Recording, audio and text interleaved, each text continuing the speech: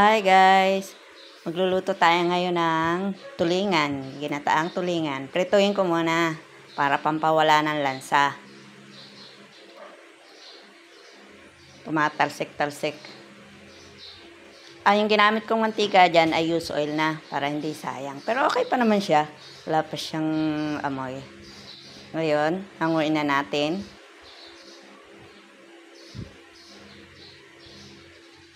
At luto na siya. Magigisa naman tayo para sa ating ginataan. Pinawasan ko yung mantika niyan.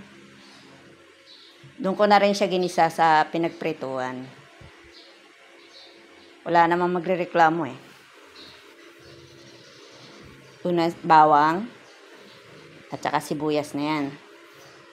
Tapos yung luya, ginadgad ko yun para hindi matapon. Ayan, luya. Mamaya na yung sili. Yun muna ang gata. Dalawang gata nga pala yung pinagawa ko sa palengke. Yan, yung kakang gata. Tapos yung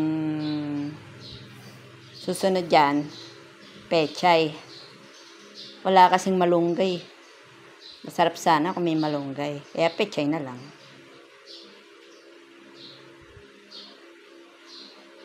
Tapos lagyan natin ng paminta, konti lang. Tsaka asin. Yan.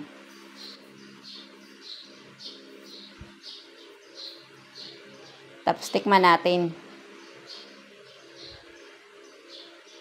Okay naman ang lasa. O wala namang magreklamo dahil kami lang naman kakain. Kaya yun na din ang ginamit ko. O, lagay na natin ng isda.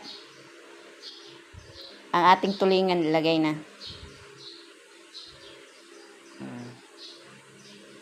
Mukha siyang yummy, oh.